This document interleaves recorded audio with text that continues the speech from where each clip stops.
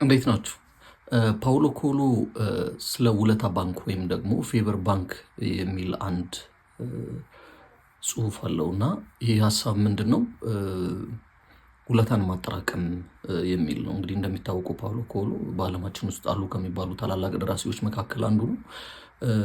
እንግዲህ ውለታ እንደ ጉንፋን የሚዛመት ወይም ደግሞ ላይክ እንደ ወረርሽኝ ነው የሚል ሀሳብ አለውና አንድ ሰው መልካም ነገር ሲያደርግልህ ውለታውን ወዲያውኑ መመለስ የለብህም ነው የሱ አባባል። ከዛ ውጪ ይልቁንም ያንን ውለታ ለሌላ ሰው ማስተላለፍ ይገባሃል፣ ለሌላ ሰው አድርገው የሚል ሀሳብ ነው ያለው። የመልካምነት ሰንሰለት በውስጣችን ተጀምሮ ወደ ሌላው ሰው መተላለፍ አለበት የሚል ሀሳብ አለውና እንግዲህ መልካምነት አበዳሪነት አይደለም።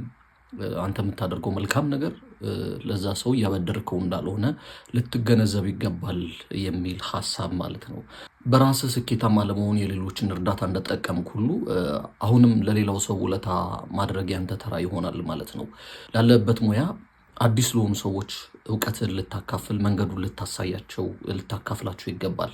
አንድ ሰው በምላሹ ምንም ሳይጠይቅ መልካም ነገር ሲያደርግልህ ያንን ውለታ ለሌላው ሰው በማድረግ ሰንሰለቱን ማስቀጠል ይጠበቅብሃል ማለት ነው። እና እንግዲህ የውለታ ባንክ ዋናው ሀሳብ ይሄን ይመስላል።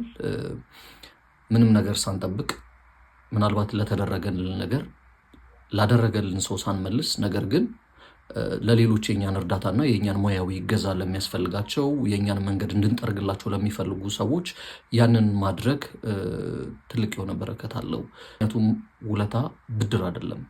ስለዚህ መንገዱን ብታሳዩቸው የግንኙነት ሰንሰለታችን፣ የመረዳዳት ሰንሰለታችን በዛው ልክ እየተጠናከረ ይሄዳል ማለት ነው። ለምሳሌ በዚሁ በቲክቶክ መንደር እንኳን ብናየው አንድ ሱቅ ያላት ልጅ ወይም የኮስሞቲክስ ሊሆን ይችላል ወይም የጌጣጌጣ ላይም የአልባሳት ሊሆን ይችላል በቲክቶክ ፕላትፎርም ላይ ያሏትን ማቴሪያሎች ያሏትን እቃዎች ለገበያ እንድታቀርብ አንድ የቲክቶክ ባለሙያ ቢያግዛት እሷ ደግሞ የእሷን እገዛ የሚፈልጉ ወይም ደግሞ ወደ እሷ ሲስተም ወደ እሷ የንግድ እንቅስቃሴ ውስጥ መግባት ለሚፈልጉ ሰዎች ያ ቀድሞ የረዳትን ሰው ትብብር ለዚህኛውም ሰው መንገድ ልጠርግ ይገባል ማለት ነው።